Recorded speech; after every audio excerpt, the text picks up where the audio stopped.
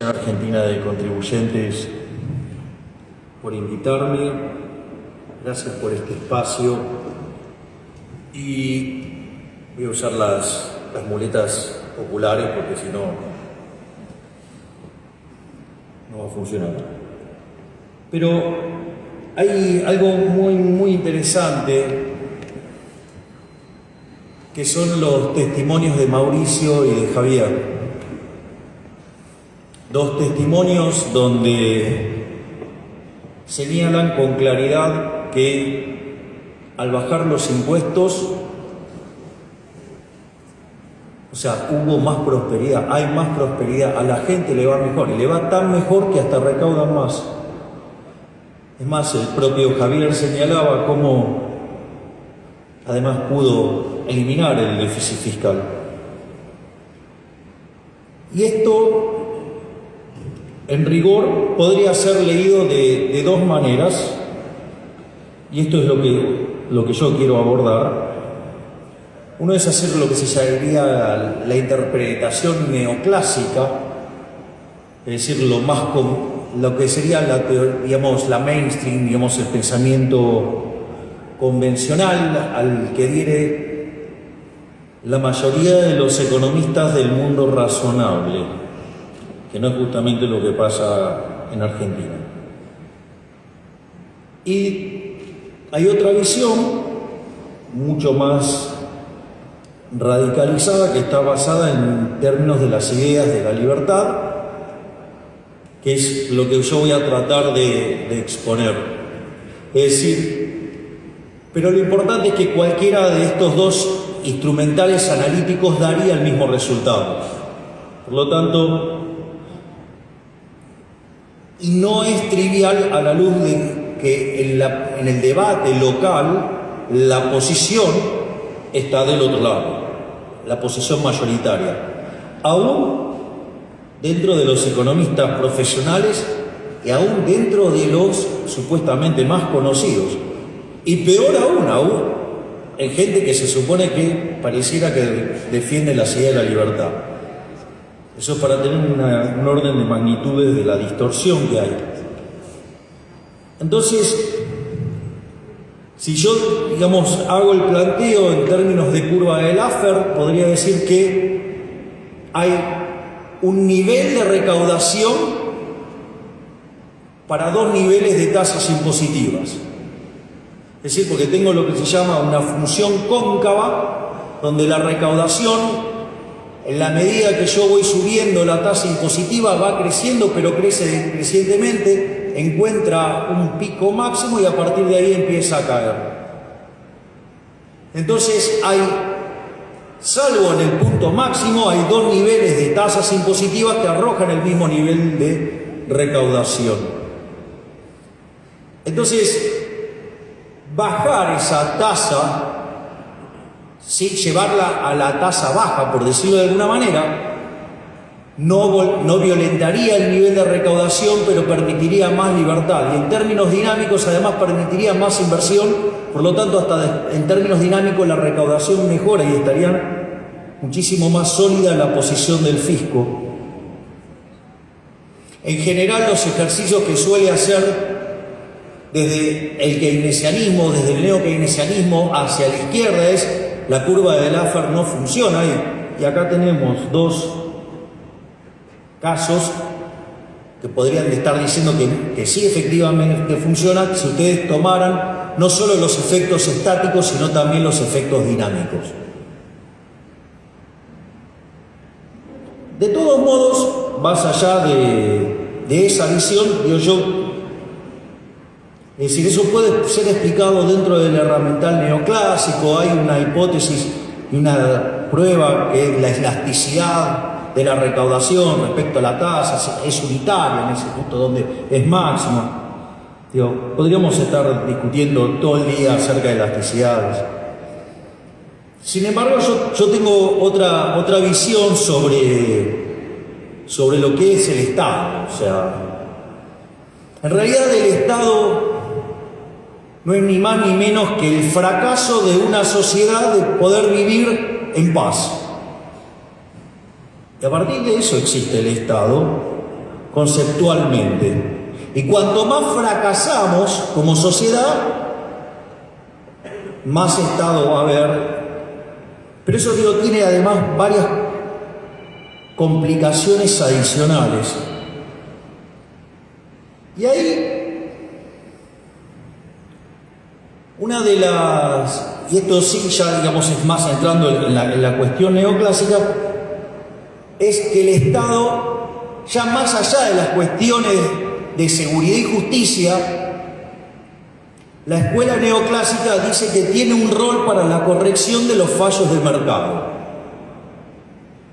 Y en mi posición, en realidad, cuando ustedes están mirando un fenómeno de mercado, si ustedes creen que hay un fallo de mercado, lo que yo les diría es, mire, primero fíjense si en el medio no está molestando o interfiriendo el Estado.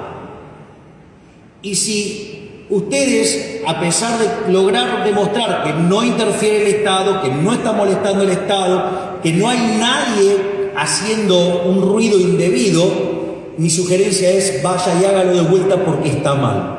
No existe tal cosa como un fallo de mercado. De hecho, no lo puedo decir, si los economistas entendieran qué es el mercado, de hecho, ni se les ocurriría hablar de semejante aberración como un fallo de mercado, porque el mercado es un proceso de cooperación social donde voluntariamente se intercambian derechos de propiedad. Entonces, si yo decido venderle estos anteojos a Oscar y Oscar decide comprarlos y yo se los quiero vender a $250.000 y a Oscar se le ocurre querer pagarlos, es un problema mío y de Oscar en el cual ninguno de ustedes tiene nada que ver. Y ninguno de ustedes tiene derecho a meterse en esta operación que estoy haciendo yo, y mucho menos meterse vía una vía violenta para romper esta transacción. Sea un problema de Oscar y un problema mío. Lo que pasa es que ustedes lo que no saben es que Oscar fue al futuro y volvió. Y sabe que voy a ser el próximo presidente de la Argentina, por eso pagar $250.000. Como verán, además tengo buen sentido del humor. Pero, digamos, si entro en segunda vuelta, no lo duden. Pero, al margen de estas cuestiones, entonces, ¿cómo es que se sustenta esto? Bueno, una de las cosas, un artículo que me pidieron que escribiera en honor a Jesús Huerta de Soto, en una revista de economía austríaca, yo escribí un artículo que se llama Capitalismo, Socialismo y la trampa neoclásica, y una de las cosas que muestro es que todo lo que es la visión de fallos de mercado de la teoría neoclásica está mal.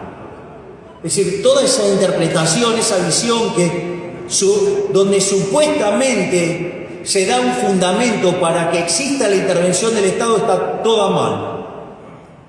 Concretamente, te pido por favor, estoy hablando y vos me estás hablando por teléfono al lado, maestro. Acá el maestro no quiere terminar de hablar por teléfono mientras que yo expongo. No, gracias, estoy exponiendo, maestro, gracias. Entonces, en ese contexto, una de las cosas que, cuando ustedes ven la construcción de la economía neoclásica, está toda construida para demostrar la existencia, unicidad y estabilidad del equilibrio.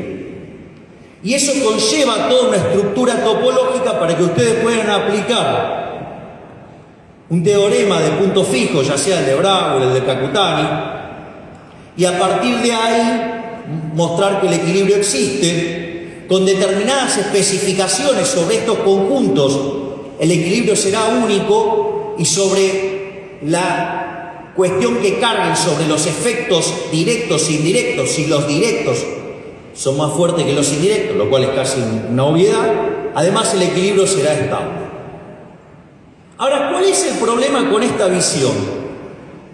Porque esto que ahora, que por el momento parece todo un argumento teórico, es fundamental porque es la base sobre la cual los economistas justifican la intervención del Estado, aún siendo liberales. Lo cual me parece infinitamente aberrante, porque si lo hace un socialista, lo puedo entender. Pero que un liberal sostenga alguna de estas aberraciones me parece hasta peligroso. Casi que le diría que es como dormir con el enemigo. En ese sentido, la torpeza del análisis neoclásico es que aquello que no se parece a mi modelo conceptual lo llamo fallo de mercado. Cuando uno estudia y arranca la definición de modelo es una representación simplificada de la realidad. Y si mi modelo no mapea con la realidad, tengo que tirar a la basura el modelo, no enojarme con la realidad y llamarla que es un fallo. Ese es el elemento central. En este sentido, los fallos de mercado, digamos, que se analiza en la teoría económica, uno son, por ejemplo, lo que se llama no convexidades.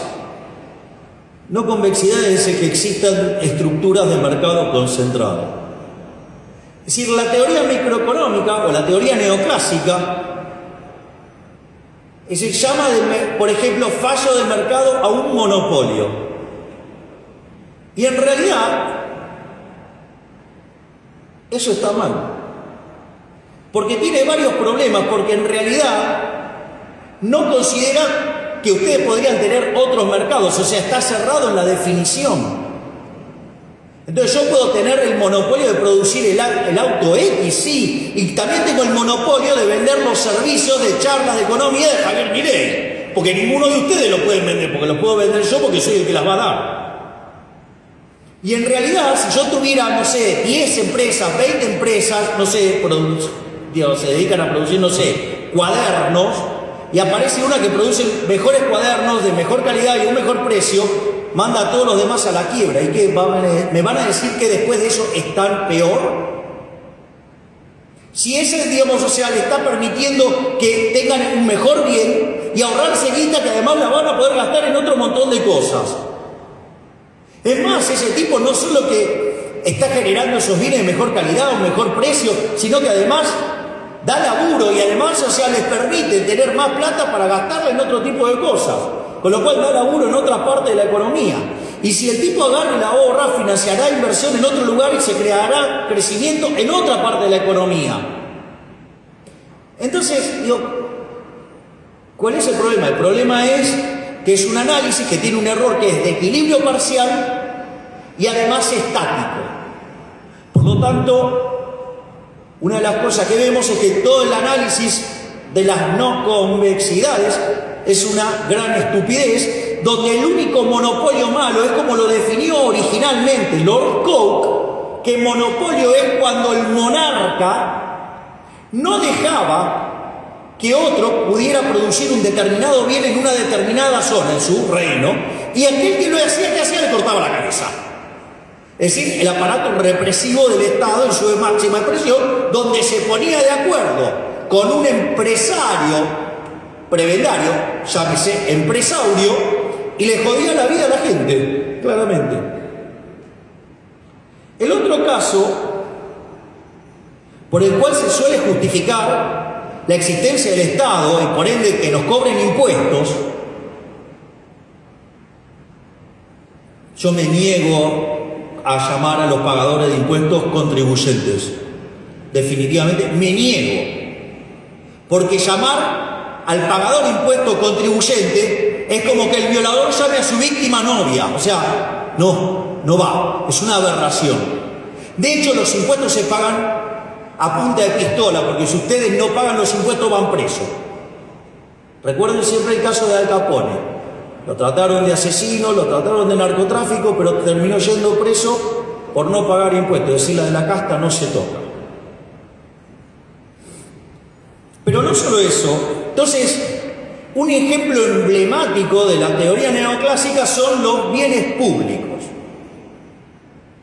O sea, que fundamenta la intervención del Estado bajo la hipótesis de que hay un bien público cuando se dan dos situaciones, y es que no pueden excluir la falta de exclusión y la falta de rivalidad. Es decir, ¿qué es la rivalidad en el consumo? Que si yo consumo algo, no lo puede consumir otro. ¿Y qué es la exclusión? Que cuando yo se lo vendo a alguien, otro no lo puede usar. Entonces, ustedes se van a cansar de mirar libros de teoría microeconómica, de economía neoclásica, que habla de bienes públicos, y el ejemplo emblemático de los bienes públicos, ¿cuál es? Los faros. Tío, típico caso, tengo un problema de exclusión, tengo un problema de rivalidad en consumo. O sea, cuando viene un barco y le doy luz, digo, ese que está consumiendo esa luz no quita que otro la pueda consumir. Es decir, no hay un problema, ¿sí?, de rivalidad del consumo. Y tampoco hay un problema de exclusión, porque aquel que le da el servicio, no puede decir, a vos te ilumino y a vos no.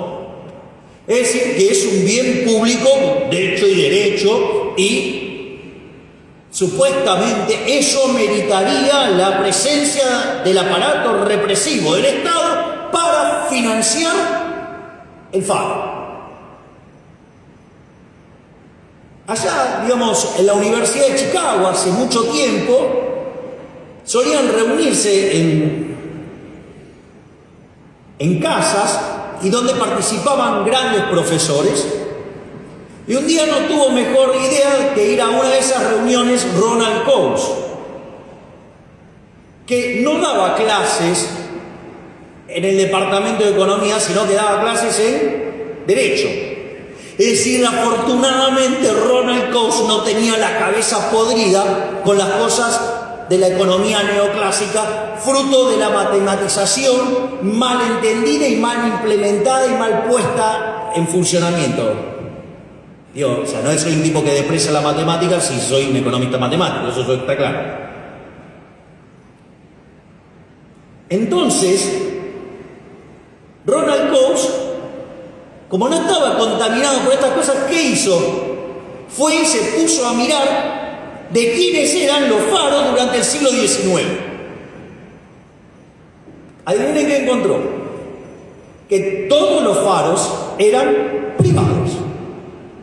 Es decir, el gran caso del bien público típico que contamina cientos de libros, o sea, sucede que es una gran mentira. Porque en el fondo, el dueño del puerto usa el faro ¿para qué? Para vender los servicios del puerto. Es decir, ¿qué culpa tiene la gente que haya economistas, siones y torpes que no sepan entender la lógica de un negocio? De vuelta, el problema no es la realidad, el problema es el modelo, hay que tirar el modelo. Si el modelo funciona mal, hay que tirar el modelo, hay que hacerlo de vuelta. No, acusar la realidad de que genera un fallo de mercado.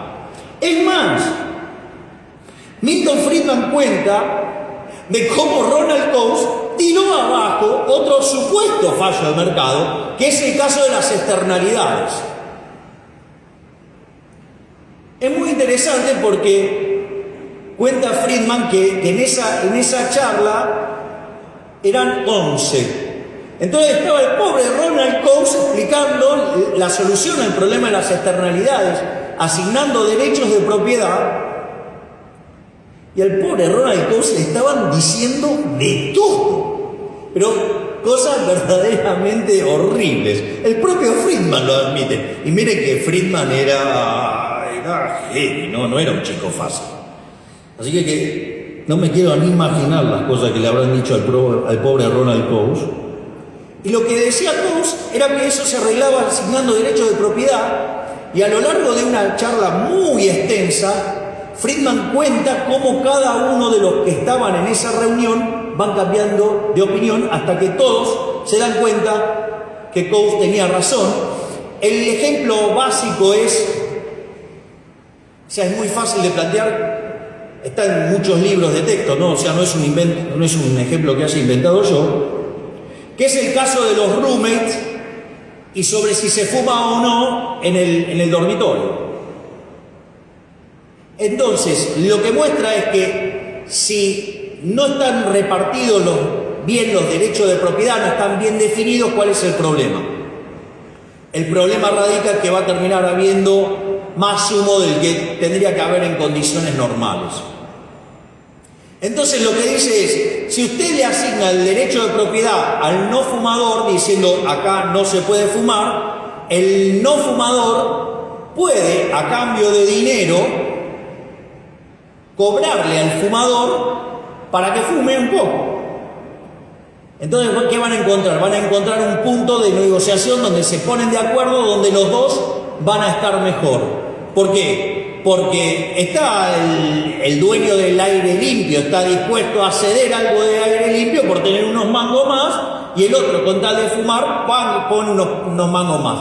Los dos entonces negocian y los dos salen ganando. Es decir, cooperación social en el sentido puro.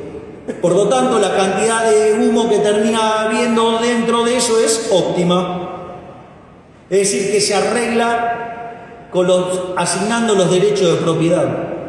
De vuelta, no hace falta tener al Estado en el medio para arreglar esas cosas. Otro supuesto fallo de mercado tiene que ver con el problema de la información asimétrica. Es decir, los problemas que tienen que ver con el riesgo moral, con la selección adversa. Pero la verdad es que el ser humano viene resolviendo estos problemas y con el uso del signaling ya desde muchísimos años antes de Cristo. El mejor ejemplo de signaling lo tienen en la Torá, con el caso del rey Salomón, donde van dos mujeres reclamando que son las dueñas del chico en cuestión. Entonces el rey Salomón, con muchísima sabiduría, dice, bueno, lo voy a partir a la mitad y cada uno se queda a mitad, cada una. No es, digamos, la decisión salomónica, partir la cosa por la mitad. Esa es la visión tonta. La visión del signaling es que al momento que el rey Salomón determina eso, hace ese planteo, hay una que dice, no, por favor, no. Esa es la madre. Por lo tanto, le da justamente el chico a esa mujer, porque en el fondo era la madre. Estaba dispuesta a que la otra se llevara al hijo con tal de que no lo matara. Esa es la lectura, digamos, bien entendida en los estudiosos de la Torá y en los estudiosos del Talmud, digamos, en la teoría económica. O sea que estos problemas, vienen de lejos y ya está la solución. No tenemos que inventar nada, además. Los economistas recién le encontramos la vuelta a esto en los años 70. Por lo tanto, ¿necesitamos del Estado para eso? No. Porque eso lo podría hacer cualquiera. Aplicar estos métodos lo puede aplicar cualquiera. Solo nos alcanzaría con tener seguridad y justicia. Y es más, en un orden absolutamente y extremadamente liberal, también hay justicia privada. ¿O acaso cómo se cree que se arreglaban la diferencia en la época del Imperio Romano cuando los romanos comercializaban con el resto? Tenían árbitros.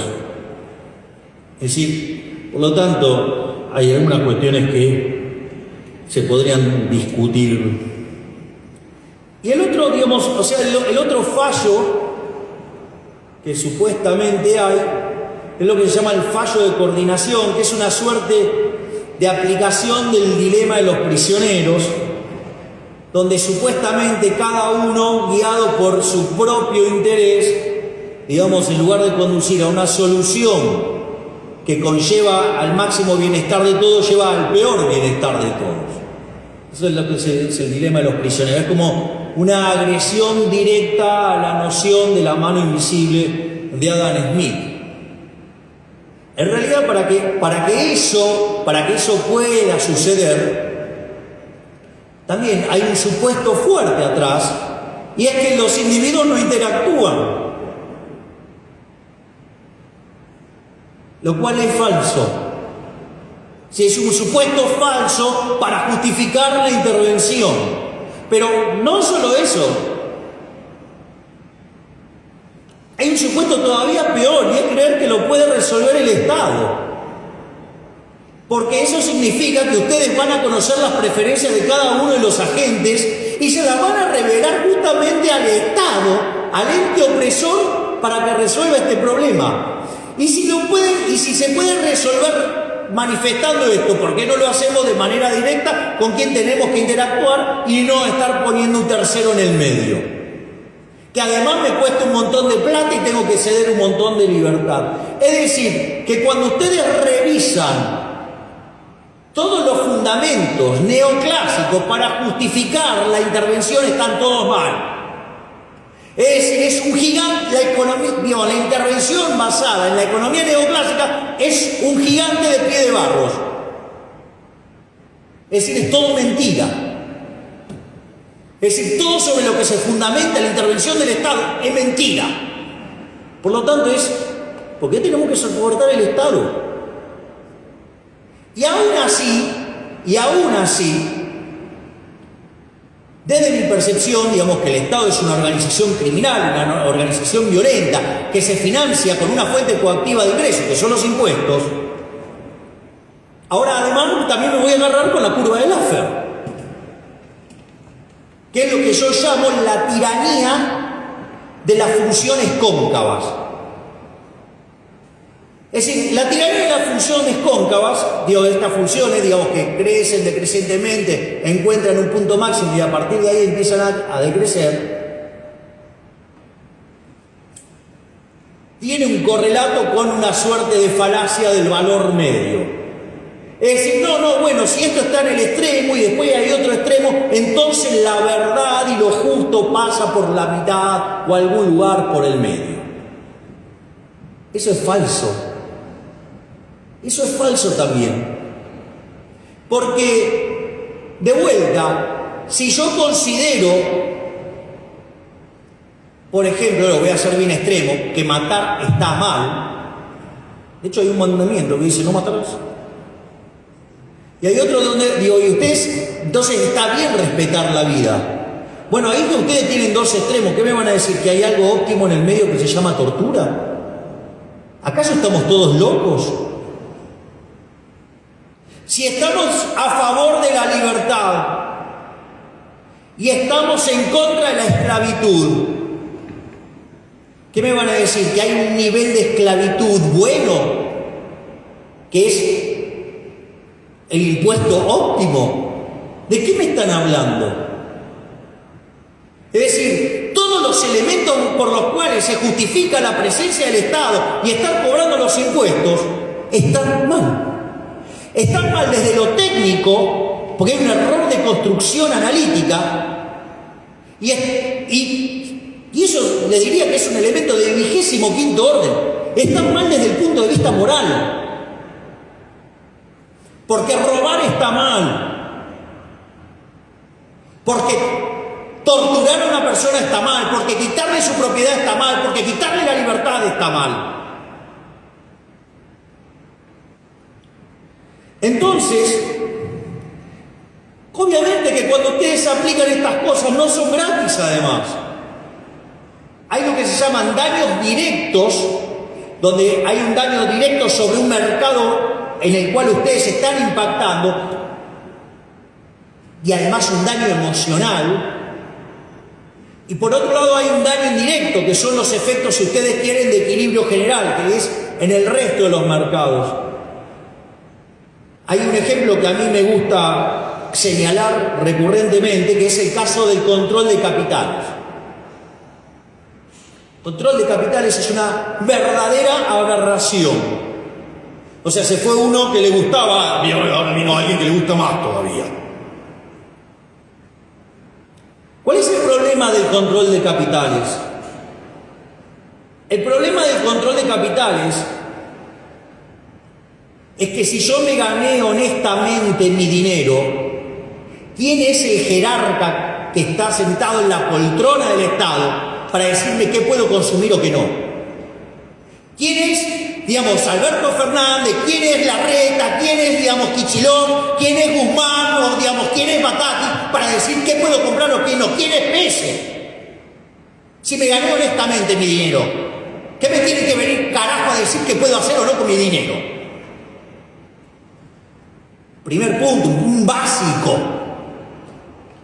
Si me lo gané honestamente, lo gasto en lo que se me da la gana.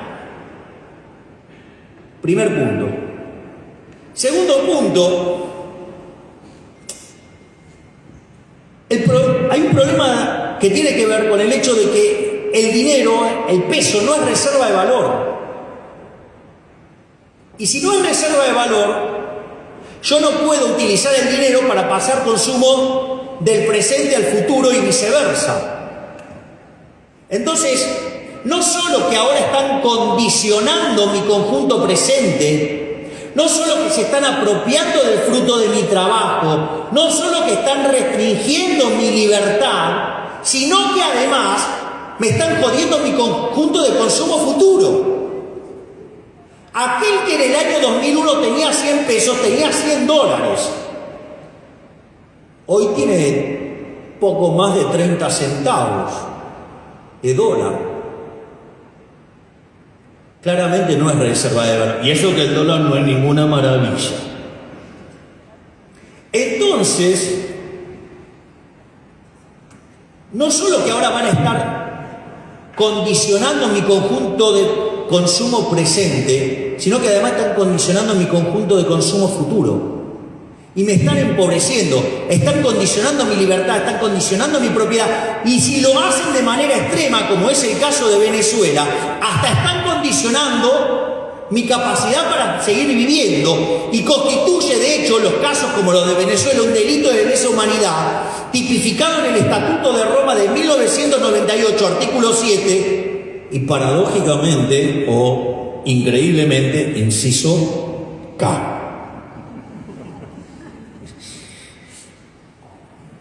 Ojo que acá les gustan las mismas cosas, pero con diferentes modales. Ojo.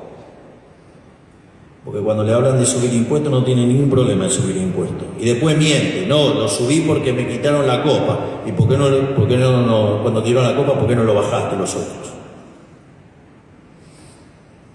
Sí, tenemos mucho de mentirosos también. Lobos en piel de cordero, que cambian el discurso en función de lo que dicen las encuestas. Pero al margen de eso,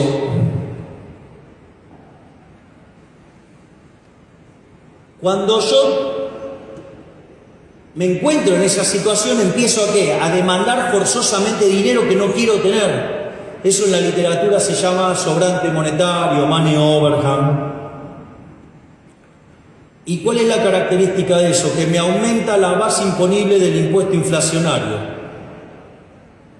Es decir, de un robo. Es decir, de un impuesto no legislado.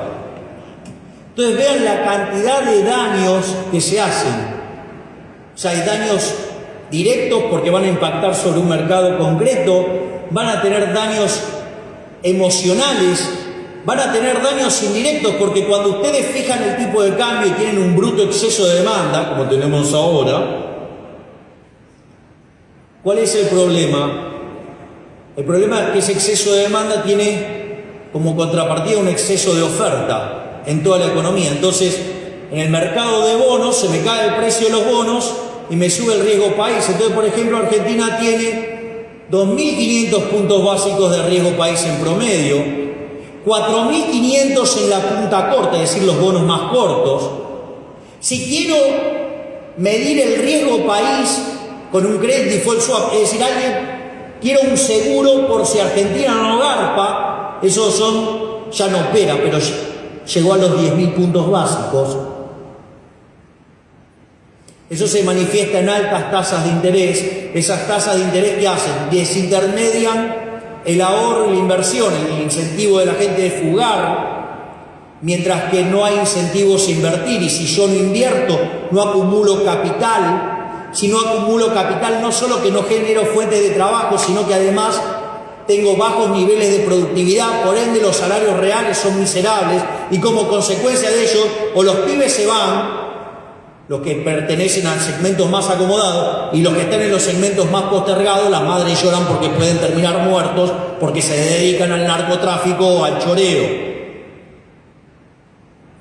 Entonces, en ese contexto, donde además tengo 50% de pobres y 10% indigentes, me aparece un problema nuevo, y es que ahora le tengo que dar contención, y entonces ahora tengo más déficit fiscal. Y entonces, ¿cómo lo financio?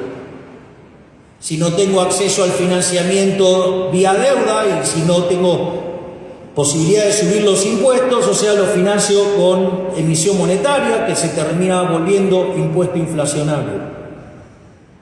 Pero lo que quiero decir es que acabamos de ver los efectos directos, los efectos indirectos, y para cerrar, es que hay que tener en cuenta que toda forma de pago de impuestos es inmoral. Porque hay algunos que dicen, no, bueno, hay déficit. Bueno, pero el déficit se tiene que pagar de alguna manera. La forma más fácil de un político de enfrentar el déficit es con ¿qué? Con deuda, que es una inmoralidad aberrante. La deuda son impuestos futuros. Son impuestos futuros. Aclaro, porque cuando se votó a aprobar el financiamiento del fondo, implicaba estar tomando más deuda. Por lo tanto, tomar más deuda implica impuestos futuros. Solamente 5 votamos en contra de eso. Acá está Carolina, que también votó en contra. En ese contexto, y casi que le diría que 4 votamos en contra, uno hubiera votado según cómo estaba la necesidad de la oposición a la luz de sus gobernadores. Pero eso es otra discusión. Al margen de eso, ¿cuál es el problema con la deuda? Que al ser impuestos futuros, la fiesta de hoy, la orgía de hoy, se la pasamos a nuestros hijos, a nuestros nietos, a nuestros bisnietos, o a gente que ni siquiera nació. Es decir, gente que no vota, gente que ni siquiera nació. ¿Ustedes se imaginan la atrocidad que sería que se vayan de joda y le pasen la cuenta a su nieto o a su hijo? ¿No les da vergüenza semejante inmoralidad? Por lo tanto, cualquier presupuesto que tenga deuda tiene que ser denostado en cualquier instancia del gobierno. Por eso festejo a Mauricio, festejo lo de Javier, bajando impuestos y empezándole a devolver la guita y la libertad a la gente. Y lo señalo porque además no somos del mismo espacio político, pero al que hace las cosas bien hay que reconocérselo. Y por eso le reconozco a Mauricio y le reconozco a Javier lo que han hecho. Porque es por ahí, independientemente después de dónde estemos cada uno parado y lo que sea de la vida del mundo político y electoral. Ahora bien, cuando el político no puede recurrir más a la deuda, miren, Argentina es el caso de un desfolteador serial, es el máximo desfolteador de la historia moderna. Pasamos a Ecuador y vamos por más. Ahora le vamos a sacar algunos cuerpos de ventaja. Al margen de que ya lo hemos pasado con la mentira del reperfilamiento, que fue un default, porque default es no pagar en tiempo y forma. Pero al margen de eso, la otra forma que recurre el político entonces es a la suba de impuestos. La suba de impuestos es una confiscación, es un robo. Supongan que ustedes tienen un proyecto. Bien, lo señaló Mauricio, lo señaló Javier. Gente que tenía para hacer un proyecto, tiene que pagar impuestos. Todavía no invirtió y paga. Si a ustedes a una empresa le bajan el flujo de fondo, no invierte más, invierte menos. Es decir, esto es muy gracioso porque la señora que está al mando de la AFIP dice, no se comprueba, digamos, que más impuestos genere menos inversión. Lo dice alguien que nunca en su vida laburó en el sector privado. Una persona que nunca puso un mango en algo, jamás invirtió un solo fierro. Y viene y dice alegremente, es falso. ¿Falso según quién? Los parásitos que te rodean. Entonces, al margen de eso, cuando ustedes le van a quitar flujo de fondos a una empresa, el valor de la empresa baja, por ende invierte menos, se crean menos puestos de trabajo, ya conocemos ese círculo vicioso. Y finalmente, para terminar, que lo dejé a propósito, uno de los impuestos que más odio es el que deriva de la emisión monetaria. Lo que hay que comprender, no solo que es un impuesto no legislado y todo, el problema más grave no es el impuesto inflacionario. El robo, la estafa, la defraudación, en rigor es el señoriaje, es decir, la emisión para financiar el fisco. ¿Y por qué digo esto? Porque si ustedes emitieran estrictamente mapeado con el crecimiento de la demanda de dinero, supongan que es estable, por ende es un número constante del PBI, por ende del crecimiento del PBI, ustedes dirían, bueno, entonces el impuesto inflacionario es cero, porque no hay inflación. Y eso es ocultar la estafa, porque si yo no hubiera emitido, hubiera tenido deflación y hubiera desparramado bienestar en toda la sociedad. Es más, siendo que el impuesto inflacionario le pega 25 veces más fuerte a los vulnerables y además cada vez que la inflación pasa al 20% pierde un punto 58 de crecimiento, algo que corregido desde 1935, momento que tenemos Banco Central, daría que hoy tendríamos que tener un PBI per cápita como el de Estados Unidos. Está claro que me están robando igual, porque la verdadera estafa es el señoriaje. Yo esto lo suelo contar con un ejemplo. Hay una frase de Mises que dice: mientras que ellos sigan repitiendo sus mismas mentiras, nosotros vamos a seguir diciendo nuestras mismas verdades. Y como nadie todavía pudo rebatir este argumento, lo voy a seguir usando hasta que alguien lo pueda rebatir. Pero para en el medio va a tener que estudiar bastante teoría monetaria. Supongamos que estamos en una economía que hace transacciones en moneda de oro. Moneda de oro, y todos hacemos moneda de oro. Y aparecen dos amigos míos, un físico y un químico, y descubre la forma de convertir el plástico en oro. No es oro, pero nadie se da cuenta salvo nosotros. En ese sentido empezamos a comprar los materiales y el plástico para convertirlo en oro. Si yo hago eso y tengo toda una montaña de oro guardada en mi casa, ¿cuál es el problema? ¿Cuál es el problema de la falsificación? ¿A alguien le afecté su derecho a la vida? ¿A alguien le afecté la libertad? ¿A alguien le afecté la propiedad? No hice nada. No, si yo lo quisiera usar para decorar mi casa, es problema mío. ¿Cuál es el problema? ¿Cuál es el problema? Ninguno. Ahora, el problema radica cuando yo quiero meter ese oro falso dentro de la economía. Yo voy a hacer un ejemplo más simple. Entonces yo ahora vengo con un lingote de oro y se lo vengo a ver a Oscar y digo: ¿qué haces, Oscar?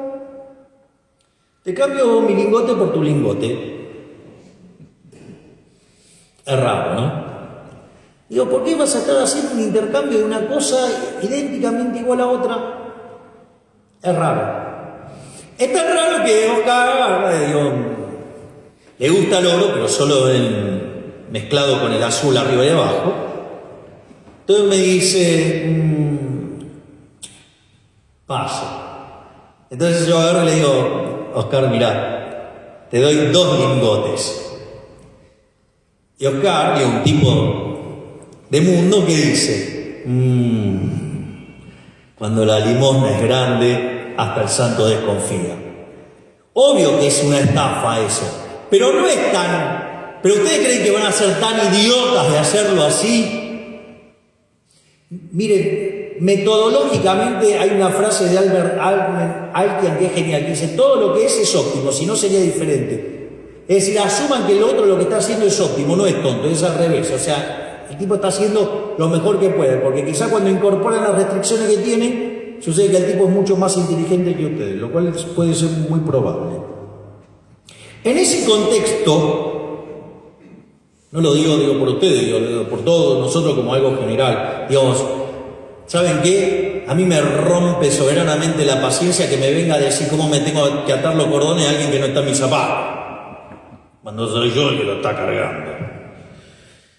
En ese contexto, ¿qué es lo que hacen? Y lo empiezan a fraccionar y que lo ponen en formato de monedas y empiezan a gastarlo como monedas. Y como la gente tiene la idea de con los precios, con la vieja cantidad de oro, ¿qué pasa? Al aumentar la cantidad de oro, sin una contrapartida genuina de demanda, ¿qué pasa? Hay un exceso de oferta de oro. Entonces, el poder adquisitivo del oro cae. Por ende, ahora para comprar lo mismo necesito mayor cantidad de unidades áureas. ¿Y eso cómo se llama? Inflación. Pero esa inflación es contracara de alguien que lo estuvo emitiendo, es decir, el señoriaje. Entonces, por ejemplo, este gobierno de delincuentes, en los últimos 2 años fiscales, emitió por el equivalente de 11 puntos del PBI. Si ustedes quieren un choreo más grande que el señoriaje y 11 puntos del PBI, Alibaba y los 40 ladrones quedaron así de chiquititos. Por lo tanto, cuando uno se toma en serio el compromiso con el pagador de impuestos, me voy a seguir negando hasta el último de mis días, llamarlos contribuyentes. Ahora, no es solo que no voy a subir los impuestos, ni voy a crear nuevos impuestos y voy a trabajar para bajarlos, sino que además, cuando yo me tomo en serio este compromiso, no solo no subiría los impuestos, tampoco tomaría deuda y tampoco tomaría emisión monetaria, porque son todas formas distintas, enmascaradas de distintos tipos de impuestos, que pueden ser más o menos nocivos, pero todos son un avance sobre la propiedad y en el fondo son un avance sobre la libertad. Por eso a mí siempre me gusta recordar y señalar el caso del pueblo judío. El pueblo judío prosperaba y los egipcios lo veían prosperar. Entonces, ¿qué hicieron? Le pusieron impuestos. Y como seguían prosperando, le pusieron más impuestos. Y como la gente se acostumbraba y no decía nada, bueno, ¿qué hicieron? Directamente los terminaron esclavizando. ¿Qué es, en el fondo, la esclavitud? Un impuesto del 100%. Por lo tanto, no solo que ese es un robo, sino que es un avance contra la libertad, es un avance contra la propiedad y en el límite es un avance contra la vida. Por lo tanto, siendo liberal y considerando que el liberalismo es el respeto irrestricto del proyecto de vida, basado en el principio de no agresión y en defensa del derecho a la vida, a la libertad y a la propiedad, lo mismo que hice firmando el compromiso y que lo hice en televisión, firmando un papel en serio, no un papel de mentira, vengo hoy a reafirmar, confirmar mi compromiso con todos, que jamás voy a votar, jamás voy a mandar, jamás voy a aceptar una suba de impuestos, ya sea por impuestos que son explícitos, con impuestos que son robos y estafas como el impuesto inflacionario o como impuestos absolutamente inmorales, como el caso de la deuda. porque mi compromiso es con la libertad, porque lo único que nos traerá bienestar y prosperidad es la libertad. Muchas gracias.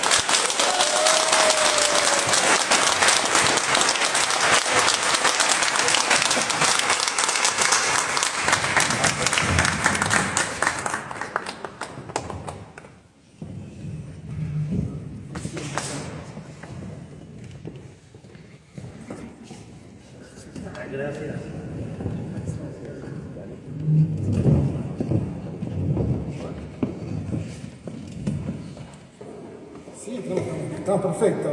Ahí está. Somos chiquitos. Sí, así es. Bueno, muchísimas gracias a todos por acompañarnos. Queremos agradecer enormemente a todo el personal de la legislatura que nos recibió de una manera enorme y especialmente a la legisladora Rebeca Fleitas que realizó esta gestión. Muchísimas gracias, Rebeca.